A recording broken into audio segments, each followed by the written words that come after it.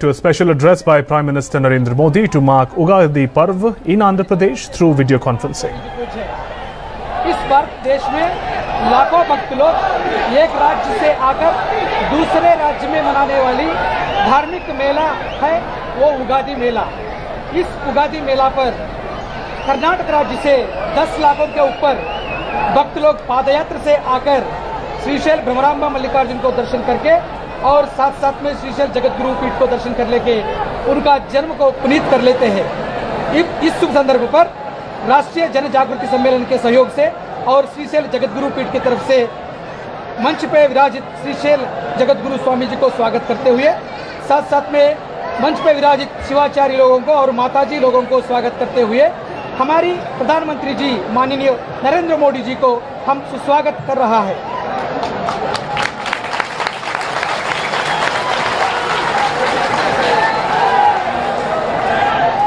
ಇಲ್ಲಿ ನೆರೆದಿರೋ ಎಲ್ಲ ಭಕ್ತ ಮಹಾಜನರಿಗೂ ಮತ್ತು ಸಮಸ್ತ ದೇಶ ಬಾಂಧವರಿಗೂ ವಿಳಂಬಿನ ಸಂವತ್ಸರದ ಹಾಗೂ ಯುಗಾದಿ ಹಬ್ಬದ ಹಾರ್ದಿಕ ಶುಭಾಶಯಗಳು। परम श्रद्धे श्री शैल जगतगुरु महास्वामी जी, श्री गौरी शंकर शिवाचार्य स्वामी जी, श्री रेणुका शिवाचार्य स्वामी जी, श्री ईश्वर पंडिताराध्य शिवाचार्य स्वामी जी, श्री डॉक्टर राजशेखर शिवाचार्य स्वामी जी, श्री सुगरेश्वर शिवाचार्य स्वामी जी, पूज्य श्री शिवकुमार स्वामी जी, श्री वरालिंगा स्वामी जी, श्री राज स्वामी जी, श्री शैलम में उपस्थित देश भर से आया संत समाज, भक्तगण, देवियों और सज्जनों, आप सभी को उगादी पर्व की फिर से बहुत बहुत शुभकामनाएं। ये मेरा परम सौभाग्य होता कि देश के सबसे पवित्र स्थलों में से एक श्रीशैलम, वहां स्वयं आकर मैं श्रीशैल जगतगुरु महास्वामी जी और आप सभी संतगण, ऋषिगण से, भक्तजनों से आशीर्वाद प्राप्त करता। लेकिन समय की कठिनाई के कारण संभव नहीं हो पाया, इसलिए आपसे टेक्नोलॉजी के माध्यम से जुड़ रहा हूं और यहीं से आप सब ऋषि मुनियों को, संत महात्माओं को कोटि कोटि नमन अर्पित करता हूं।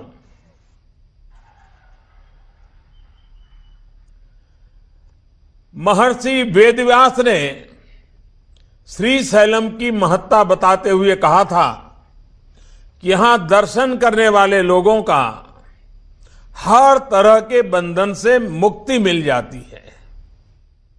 श्रीशैल समम क्षेत्रम न भूतो न भविष्यति, इस क्षेत्र की सर्वश्रेष्ठता को व्यक्त करने का वाला ये उससे उत्तम संदेश है। इस क्षेत्र में भारत के 12 ज्योतिर्लिंग में से एक श्री मल्लिकार्जुन लिंग तो विद्यमान है ही, इसके साथ भी भ्रमरांबा शक्तिपीठ और वीर शैव धर्म के संस्थापक आचार्यों में एक श्री जगतगुरु सूर्य सिंहासन पंडिताराध्य गुरुपीठ भी यहां विराजमान है। इस तरह श्रीशैल क्षेत्र ज्योतिर्लिंग शक्तिपीठ एवं जगतगुरु पीठ का ये त्रिवेणी संगम क्षेत्र है। भगवान बसवेश्वर आदि शिव शरणों में इसी क्षेत्र में आकर समाधिस्थ हुए हैं। सुप्रसिद्ध अल्लम प्रभुदेव और अक्क महादेवी भी यही ईश्वर को प्राप्त हुए। सोलार के शिव योगी सिद्धरामेश्वर का श्रद्धा स्थान भी श्रीशैल ही रहा है।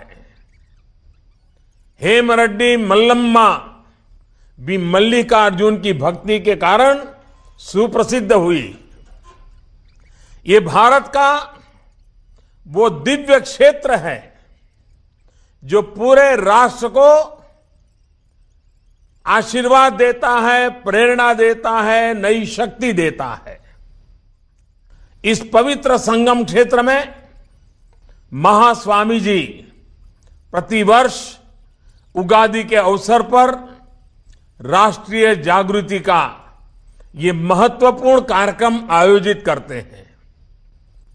देश भर से और विशेषकर कर्नाटक से हजारों लोग सैकड़ों किलोमीटर पैदल चलकर इस आयोजन का साक्षी बनने के लिए वहां पहुंचते हैं।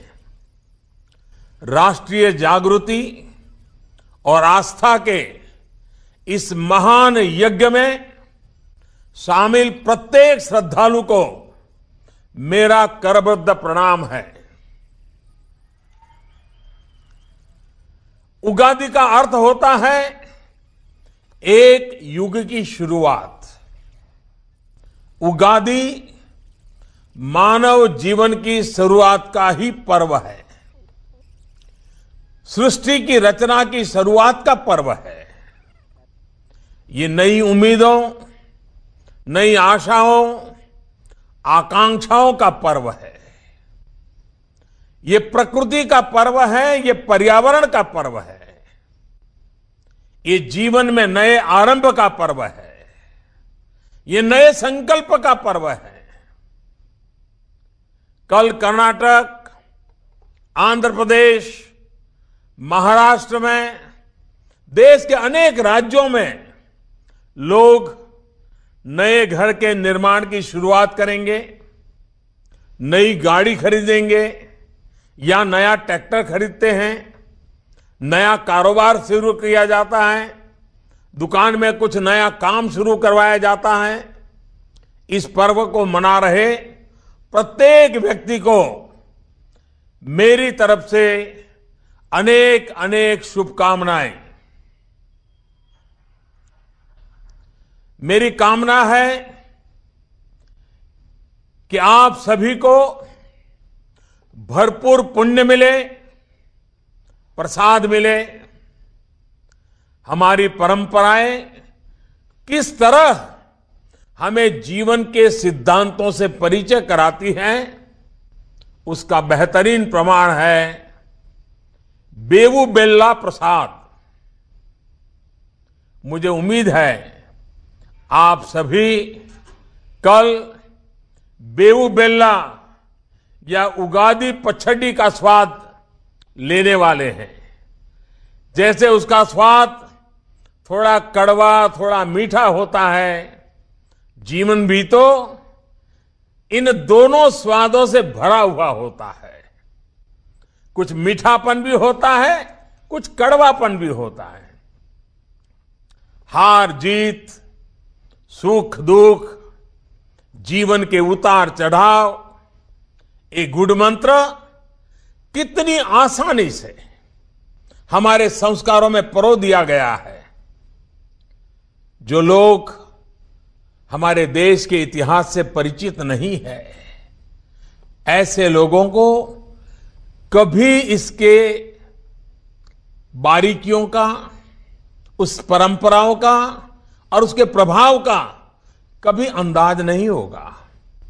आप सभी संतगण इस बात से भली भांति परिचित है कि हमारे गौरवशाली इतिहास को गुलामी के लंबे कालखंड में चोट पहुंचाने की कितनी कोशिश की गई, कितने प्रयास हुए, लेकिन हमारी परंपराओं की ये शक्ति रही कि वो उस महाप्रहार को भी सह गई।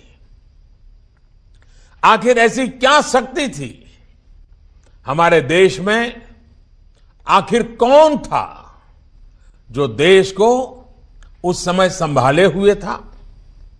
उस समय आप जैसे संतों ऋषि मुनियों का प्रताप ही था जिसने देश के आध्यात्मिक और सांस्कृतिक गौरव की रक्षा की। स्वतंत्रता के बाद एक उम्मीद थी कि इस गौरव को जो भी थोड़ी बहुत चोट पहुंची है उसे देश की नई सरकार सुधारने का काम करेगी। लेकिन ये दुखद रहा कि उस दौर के राजनेताओं ने देश की पहचान के साथ सपेरों, जादू टोने और करतबों को ही उसकी पहचान बना दिया, उसी को मान लिया, उसी के साथ जोड़ दिया गया। इतना ही नहीं, हमारे गौरवशाली इतिहास की महत्वपूर्ण बातों को भी अगली पीढ़ी तक पहुंचने से रोकने का भरसक प्रयास किया गया। ये देश आप जैसे सिद्धस्थ संतों का आभारी है कि इतिहास बदलने वाले अपने प्रयास में सफल नहीं हुए। आपने एक तरफ देश की आध्यात्मिक और सांस्कृतिक रक्षा की तो दूसरी तरफ सामाजिक संस्थाओं को मजबूत करने का भी एक भगीरथ कार्य किया। आज का यह आयोजन एक तरह से अध्यात्म और ज्ञान का वो कुंभ है जिसमें जो जो डुबकी लगाता है वो तर जाता है, सिद्ध हो जाता है। कुंभ की पुरातन व्यवस्था और ये कार्यक्रम कुछ मायनों में एक जैसे ही कहे जा सकते हैं। कुंभ मेले के दौरान भी अपने विशाल देश को एकत्व में समेटने का प्रयास होता है। संत, महंत, ऋषि, मुनि कुंभ के मेले में जुड़ते हैं, समाज के सुख दुख पर चर्चा करते हैं। कुंभ के स्वरूप में एक और विशेष बात रही है, हर 12 साल पर महाकुंभ में साधु संत जुड़ते हैं। फिर तय किया जाता था कि अब भविष्य के लिए समाज की दिशा क्या होगी, देश की दिशा क्या होगी। इस दौरान जो तय किया जाता था वो एक तरह से सामाजिक संकल्प होते थे। ये हम सभी के गर्व का विषय है कि समाज को दिशा दिखाने वाली, देश को उसकी आंतरिक बुराइयों से दूर करने वाली ऐसी महान परंपराएं आज भी निरंतर चल रही है। श्रीशैलम में राष्ट्रीय जन जागृति सम्मेलन हो रहा है, उसमें भी दूर दूर से लोग आए हुए हैं, एक दूसरे को मिल रहे हैं, समझ रहे हैं, चर्चा कर रहे हैं, एकात्म की भावना से संगठित हो रहे हैं। भगवान बसवेश्वर ने कहा था, कर्मण्य वेह कर्माणि इजी विशेषत शतगम, यानी जीवन में एक निश्चित लक्ष्य को प्राप्त करने के लिए कम आयु तक जीना लक्ष्य विहीन जीवन के 100 वर्ष से भी ज्यादा बेहतर है। यदि पर्पज ऑफ लाइफ लक्ष्य तय करने के जीवन जीने का तरीका समझना आज के समय में और महत्वपूर्ण हो गया है।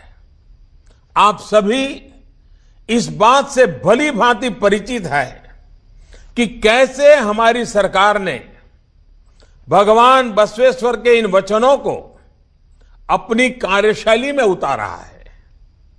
हमारा प्रयास रहा है कि हर योजना तय लक्ष्य के साथ बनाई जाए और तय समय में पूरी हो जाए। आज इसी कार्यशैली का प्रभाव है कि सिर्फ 4 वर्ष के भीतर देश में 31 करोड़ से ज्यादा गरीबों के जनधन अकाउंट खुले। सिर्फ 90 पैसे प्रतिदिन और 1 रुपये महीने के प्रीमियम पर हमारी सरकार ने 18 करोड़ गरीबों को बीमा कवच प्रदान किया है। उज्ज्वला योजना के तहत रिकॉर्ड समय में हमारी सरकार ने 3.5 करोड़ से ज्यादा महिलाओं को मुफ्त गैस कनेक्शन प्रदान किया है। सुकन्या समृद्धि योजना के तहत 1.25 करोड़ बेटियों के अकाउंट खुलवाए गए हैं। मिशन इंद्रधनुष के तहत 3 करोड़ से ज्यादा बच्चों और 80 लाख से ज्यादा गर्भवती महिलाओं का टीकाकरण हमने किया है। प्रधानमंत्री आवास योजना के तहत पिछले 3 वर्षों में लगभग 1 करोड़ घरों का निर्माण किया गया है। मुद्रा योजना के तहत सरकार ने बिना बैंक गारंटी 11 करोड़ से ज्यादा लोन स्वीकृत किए हैं। इसके माध्यम से स्वरोजगार के लिए 5 लाख करोड़ रुपए नौजवानों को दिए गए हैं। 5 लाख करोड़ हमारे देश के जवानों के हाथ में जाना और उनको अपने पैरों पर खड़े रहने के लिए ताकत देना, ये इस देश का अभूतपूर्व काम हुआ है। आज देश में सड़क बनाने की गति, रेल पटरियां बिछाने की गति, बिजलीकरण की स्पीड, पावर कैपेसिटी जोड़ने की स्पीड 2 गुनी 3 गुनी हो गई है। तो इसकी वजह है एक निश्चित लक्ष्य को प्राप्त करने के लिए दिन रात मेहनत करना। अभी हाल ही में हमारी सरकार ने एक और योजना का ऐलान किया है। ये योजना देश के 40 से 50 करोड़ लोगों के जीवन की बड़ी चिंता को खत्म करने का काम करेगी और इस योजना का नाम है आयुष्मान भारत। इस योजना के तहत सरकार हर गरीब परिवार को गंभीर बीमारी के इलाज के लिए साल में 5 लाख रुपए तक का हेल्थ एश्योरेंस प्रदान करेगी। सबका साथ सबका विकास के मंत्र के साथ हमारी सरकार देश के गरीबों की निम्न मध्यम वर्ग के जीवन को आसान बनाने का काम कर रही है। पुरानी परंपराओं से सीख लेते हुए हमारी सरकार ने जन आंदोलन की शक्ति को समझा है, उसे महत्व दिया है। इसी का असर है कि आज स्वच्छ भारत अभियान के तहत देश में स्वच्छता का दायरा बढ़कर 80% तक पहुंच गया। 2014 से पहले यह लगभग 40% से भी कम था। यानी हमने 2 गुनी बढ़ोतरी की है। इसी तरह नदियों की सफाई का कार्य हो, डिजिटल इंडिया मिशन हो, देश में सौर ऊर्जा को बढ़ाने वाले प्रयास हो, ये सभी एक जन आंदोलन की तरह आगे बढ़ाए जा रहे हैं। इन जन आंदोलनों को और मजबूत करने में आपका योगदान सभी के लिए प्रेरणा का कार्य करेगा। हाल ही में हमारी सरकार ने कुपोषण की चुनौती से निपटने के लिए राष्ट्रीय पोषण कार्यक्रम भी शुरू किया है। इस कार्यक्रम के तहत नई अप्रोच के साथ कार्य किया जा रहा है। महिलाओं और बच्चों को पोषण का मतलब सिर्फ पौष्टिक भोजन उपलब्ध कराना ही नहीं होता है। हमारी सरकार इस चुनौती को समग्रता में देख रही है।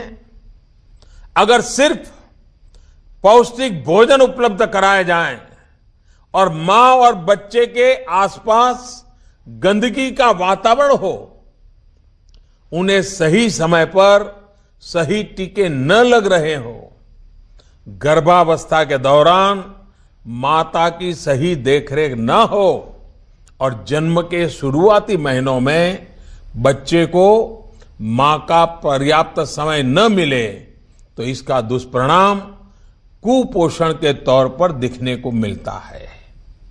यानी अनेक परिस्थितियां हैं जो कुपोषण के लिए जिम्मेदार होती है और ये भी महत्वपूर्ण है कि ये परिस्थितियां भी जगह के हिसाब से बदलती रहती है। कहीं पर बाल विवाह एक वजह है तो कहीं पर अशिक्षा का कारण है, कहीं पर अनाज की कमी वजह है तो कहीं पर टीकाकरण नहीं हुआ है, वो समस्या है। और इसलिए मेरा आग्रह है कि श्रीशैलम में जनजागृति अभियान में शामिल हुए सभी भक्तजनों को इस अभियान के बारे में आपकी तरफ से भी जानकारी दी जाए। वहां पर क्या स्थानीय परिस्थितियां हैं, इस बारे में विचार किया जाए और प्रशासन को अवगत कराया जाए। पोषण सिर्फ महिलाओं से जुड़ा हुआ विषय नहीं है। कुपोषण दूर करने में पुरुषों की भी पूरी जिम्मेवारी है, भागीदारी आवश्यक है। देश आज एक बहुत महत्वपूर्ण कालखंड से गुजर रहा है। देश के लोग देश को अपनी आंतरिक कमजोरियों से जल्द मुक्त देखना चाहते हैं। सिर्फ जातिवादी नहीं, काले धन और भ्रष्टाचार जैसी जितनी भी बुराइयां देश को नुकसान पहुंचा रही हैं, उन्हें दूर करने में, उनके प्रति लोगों को जागरूक करने में आपका योगदान बहुत ही महत्वपूर्ण है। समाज को बांटने की जो कोशिशें हो रही हैं, उनके प्रति भी लोगों को जागरूक करने की आवश्यकता है। राष्ट्र निर्माण के लिए केंद्र सरकार अपनी तरफ से हर संभव कार्य कर रही है, लेकिन इस प्रयासों में आप सभी का आशीर्वाद हमारे लिए एक शक्ति का संबल बनेगा। हमारा उत्साह बढ़ेगा, हमें दौड़ने की एक नई ताकत मिलेगी। एक बार फिर श्री शैल जगतगुरु महास्वामी जी और वहां उपस्थित संतों, महंतों, मुनियों को नमन के साथ मैं अपनी बात समाप्त करता हूं। आप सभी का बहुत बहुत आभार। श्री शैलद अधिदेवते मल्लय एल्लरिगो सन्मंगल बन्नुटू माडिली।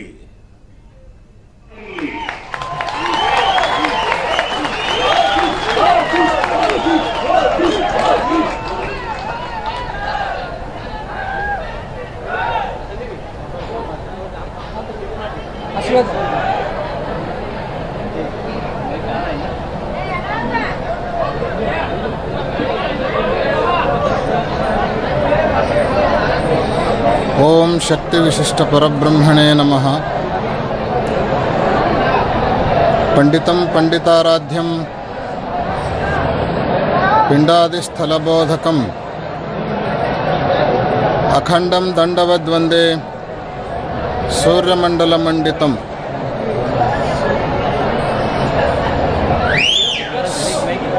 सदा स्मरणीय श्रीशैल पीठ के गुरु परंपरा को भ्रमरांभा मल्लिकार्जुन स्वामी को स्मरण करते हुए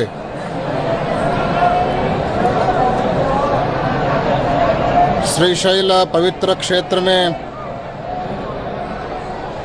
आयोजित राष्ट्रीय जनजागृति धर्म सम्मेलन के इस मंच पर विराजमान शिवयोगी स्वरूप समस्त शिवाचार्य स्वामी जी आज इस राष्ट्रीय जनजागृति धर्म सम्मेलन में वीडियो कॉन्फ्रेंस के द्वारा स्वयं भले ही न आ सके, लेकिन उनके चित्र के द्वारा अत्यंत उत्तम विचारों के द्वारा इस मंच पर आकर अपना संदेश दिए हुए भारत देश के माननीय प्रधानमंत्री भारत माता को ही अपनी माता मानने वाले माननीय नरेंद्र मोदी जी और इस कार्यक्रम में भाग लिए हुए समस्त सद्भक्तगण, श्रीशैल यह एक भारत देश का पुण्यतम क्षेत्र है। कहा गया है श्रीशैल शिखरे दृष्टे पुनर्जन्म न विद्यते। श्रीशैल ज्योतिर्लिंग का जो देवस्थान है, उस देवस्थान के शिखर दर्शन मात्र से ही व्यक्ति को पुनर्जन्म नहीं होता, यानी इसी जन्म में वो मोक्ष को पा लेते हैं। ऐसे पुण्य क्षेत्र में लाख लाख लोग युगादि के पर्व पर कर्नाटक से श्रीशैल तक पद यात्रा के द्वारा आते हैं। हमारी इच्छा थी माननीय नरेंद्र मोदी जी एक बार युगादि के संदर्भ में शिवरात्रि पधारें, भगवान मल्लिकार्जुन ज्योतिर्लिंग का वे भी दर्शन करें और मल्लिकार्जुन को दर्शन करने के लिए आए हुए भक्त लोगों को एक बार वो देखें। लेकिन समय के अभाव के कारण वे भले ही न आ पाए, लेकिन उनके उत्तम विचारों के द्वारा इस देश को अनेक योजनाओं को देते हुए पिछले अनेक दशकों से जो ये देश अभिशाप से गुजर रहा है, उसको मुक्ति देने के लिए अहर्निश प्रयत्न करने वाले कोई प्रधानमंत्री है तो वो हमारे नरेंद्र मोदी जी हैं।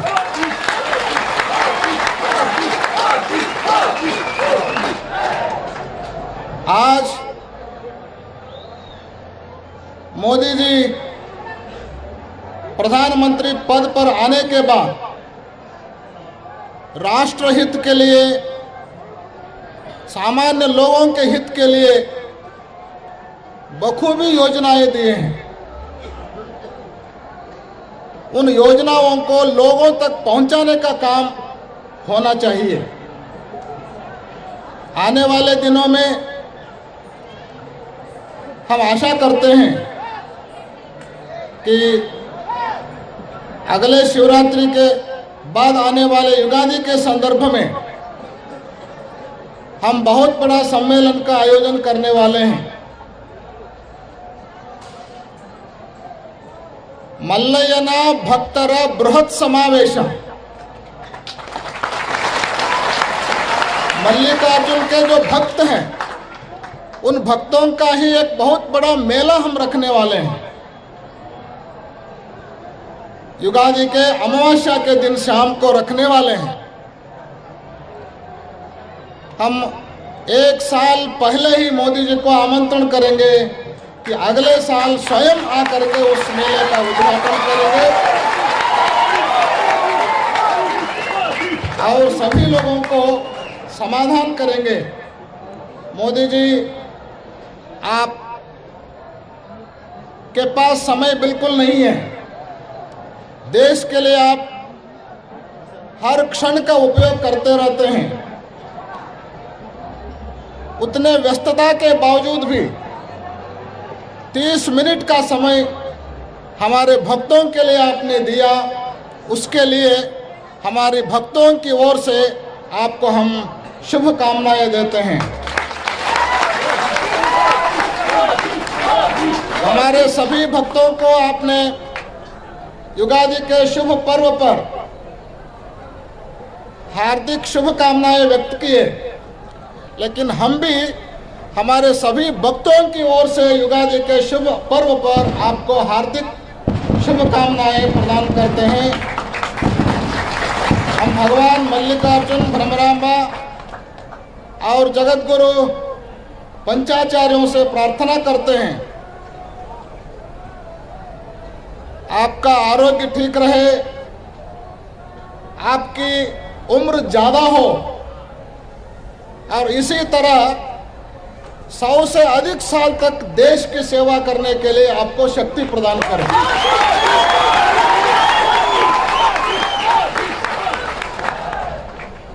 इस क्षेत्र की ओर से हमारे पास अनेक संकल्प है। भक्त लोग आते हैं, आजकल रोड अच्छा बना है, लेकिन हम हमारे भक्तों की ओर से मोदी जी को एक सूचना देना चाहते हैं कि यहाँ पे रेल की व्यवस्था नहीं है।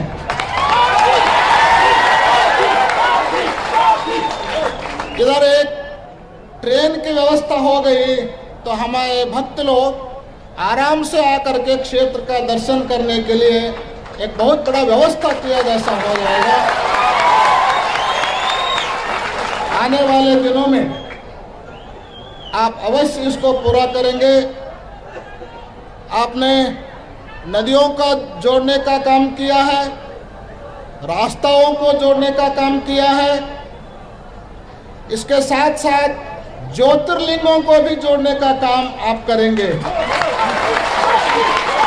क्योंकि भारत देश के आत्मा है। इस देश के 12 ज्योतिर्लिंग, इन 12 ज्योतिर्लिंगों को रास्ताओं से, रेल मार्गों से और भी जितने जितने माध्यमों से हो सकता है उतने माध्यमों से जोड़ने का एक काम आपके द्वारा संपन्न हो, ऐसे शुभेच्छा व्यक्त करते हुए हमारे सभी भक्तों की ओर से पुनः एक बार आपको शुभकामनाएं व्यक्त करते हुए हम अपना आशीर्वचन पूर्ण करते हैं। ओम शांति ही शांति ही शांति।